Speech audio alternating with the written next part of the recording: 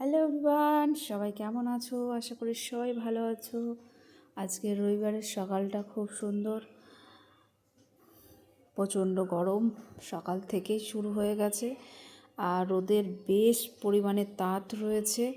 তো সবাই ভালো থেকো, সাবধানে থেকো, জল বেশি করে খেও। আর আজকে সকালে জলখাবারে বানিয়ে ফেলছি রবিবার স্পেশাল। এই যে দেখো, আলুর পরোটা।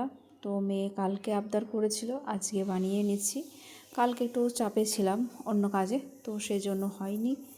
তো বলেছিলাম কাল যেহেতু রবিবার আছে, তো রবিবারে অবশ্যই তোকে বানিয়ে দেব।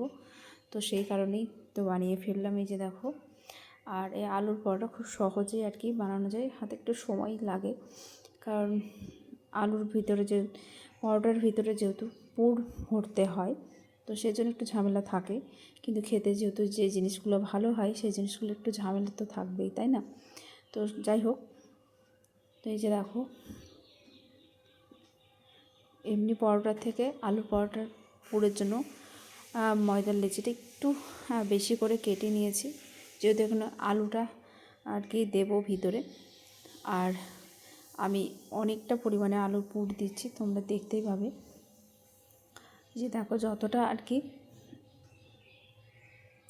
যতটা পরিমাণে আর কি পুর দেওয়া যায়, বিশেষ করে পুর পরোটার মধ্যে খেতে সেগুলো বেশি নরমও হয় আর খেতেও ভালো লাগে।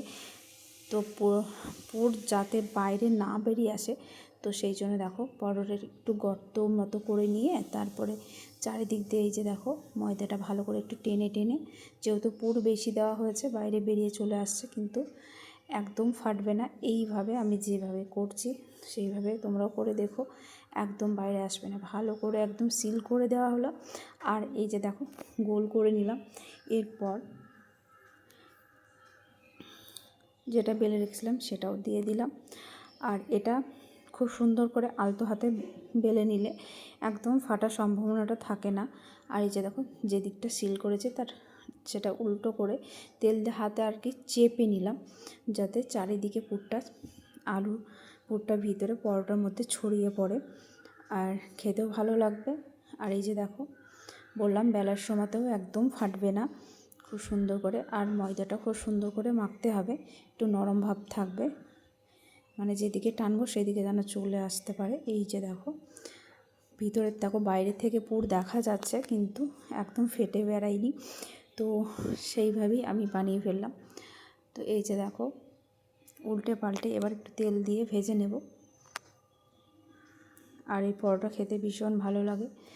শীতকালে হলে মেথির পরোটা অনেক কিছুই আর কি সিজনে পাওয়া যায়, কিন্তু এখন ধনেপাতাটা পাওয়া যায় বলে আলুর পরোটা খেতে একটু বেশি ভালো লাগে। আর শীতকালে তো সব রকম সবজিও পাওয়া যায়, অনেক রকম সবজি দিয়েও আর কি পরোটা খেতে ভালো লাগে। তো যাই হোক, এই যে দেখো, সবার পরোটা বানিয়ে নিয়ে এক টুকরো আমের আচার বানিয়েছিলাম, তার থেকে নিয়ে একটু লাগিয়ে খাচ্ছি, খুব সুন্দর লাগছে। আর আচারটা একটু কম নিয়েছি যেহেতু ওষুধ খাচ্ছি। আর তারপরে এই যে দেখো, টক দই নিয়েছি, আর দইয়ের সাথে পরোটা খেতে ভীষণ ভালো লাগে। তো আজকের ভিডিওটা কেমন লাগলো বন্ধুরা অবশ্যই জানিও। সবাই ভালো থেকো, সুস্থ থেকো, গরমে সাবধানে থেকো। আজকের মতো এই পর্যন্তই।